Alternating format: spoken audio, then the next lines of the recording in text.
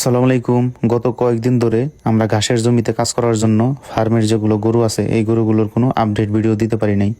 অনেকের ধারণা আমরা হয়তো এই গরুগুলো বিক্রি করে দিয়েছি, কিন্তু গত 3 মাসের মধ্যে আমাদের গরুগুলো কেমন পরিবর্তন হয়েছে, আমরা কি কি খাবার দিছি, কিভাবে ম্যানেজমেন্ট করছি, অবশ্যই এই ভিডিওতে তুলে ধরার চেষ্টা করবো ইনশাল্লাহ। যখন আমরা হাট থেকে গরু নিয়ে আসি, হাট থেকে গরু আনার পরে এইটাকে কৃমিমুক্ত করে লিভার টনিক, জিঙ্ক দিয়ে এবং সম্পূর্ণ ভ্যাকসিনের কার্যক্রম শেষ করতে কিন্তু প্রায় 1 মাসের মতো সময় লাগে। ধরেন আজকে আপনি এক জায়গায় থেকে গরুগুলো নিয়ে আসলেন, তো এটা কিন্তু কালকে থেকে আপনি মোটা তাজা শুরু করতে পারবেন না। এটাকে আগে কোয়ারেন্টাইনে রাখতে হবে, এটাকে কৃমিনাশক দিতে হবে, বিভিন্ন প্রকার টিকা দিতে হবে। সব থেকে বড় যে সমস্যা হলো, এক জায়গায় থেকে গরু আর এক জায়গায় নিয়ে আসার পরে কিন্তু গরুগুলো খায় না। এইটাই হচ্ছে মেইন সমস্যা। এই জন্য আমরা চেষ্টা করি যে গরু ফার্মে নিয়ে আসার পরে আমাদের যেগুলো গ্রোথ ভালো হয় ওইগুলো গরু আমরা রেখে দিই, এবং যে ধরনের গরুগুলো খায় না বা যে ধরনের গরুগুলো তো সমস্যা দেখা দেয় ওই গরুগুলো আমরা দ্রুতভাবে বিক্রি করে দেই। এইবার যেহেতু আমাদের প্রত্যেকটা গরুর খুরা রোগ হয়েছিল, এই জন্য তুলনামূলকভাবে কিন্তু তেমন স্বাস্থ্য ভালো হয় নাই। তারপর আমরা চেষ্টা করতেছি আমাদের টার্গেট অনুযায়ী এই গরুগুলোকে খাবার দেওয়ার জন্য এবং আমাদের ওই পর্যন্ত নিয়ে যাওয়ার জন্য।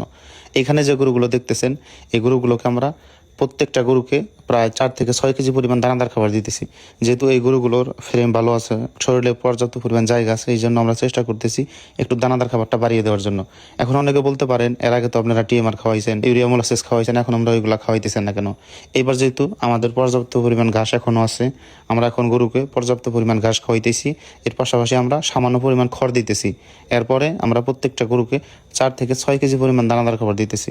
গবাদি পশুকে আপনি যতই খাবার দাবার দেন না কেন, যদি ওদেরকে পর্যাপ্ত পরিমাণ বিশ্রাম না দেন এবং নিয়মিত পরিষ্কার পরিচ্ছন্ন না রাখেন, কখনোই কিন্তু আপনি কাঙ্ক্ষিত ভালো ফলাফল পাবেন না। এই জন্য আমরা সবসময় চেষ্টা করি গরুকে দিনে 2 বেলা গোসল করানোর জন্য এবং ফার্ম সবসময় পরিষ্কার পরিচ্ছন্ন রাখার জন্য। আর সব থেকে বড় কথা হলো, মোটা তাজাকরণ গরু হোক, গাভী গরু হোক বা যে কোনো গরুর ক্ষেত্রে গরুকে পর্যাপ্ত পরিমাণ বিশ্রামের ব্যবস্থা করে দিতে হবে।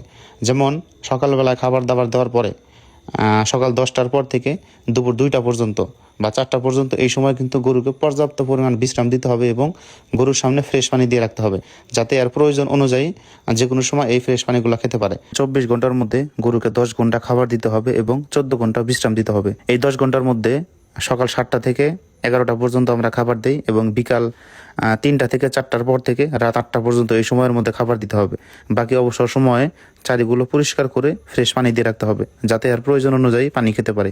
যাই হোক, এভাবে আপনারা গরুর পরিচর্যা করবেন এবং গরু অসুস্থ আছে কিনা বা কোনো সমস্যা আছে কিনা প্রত্যেক দিন রাত 10টার পরে কিন্তু গরুকে অবশ্যই সময় দিতে হবে। গরু জাবর কাটতেছে কিনা গরুর বিষয়ে, এইসব বিষয়ে খেয়াল রাখতে হবে। যাই হোক, আপনারা আমাদের জন্য দোয়া করবেন, আল্লাহ তাআলা যেন আমাদের ব্যবসায় বারাকা দান করে। আমি আপনাদের জন্য দোয়া করি, আল্লাহ তাআলা যেন আমাদের সকলের মনের আশা পূরণ করে। আসসালামু আলাইকুম।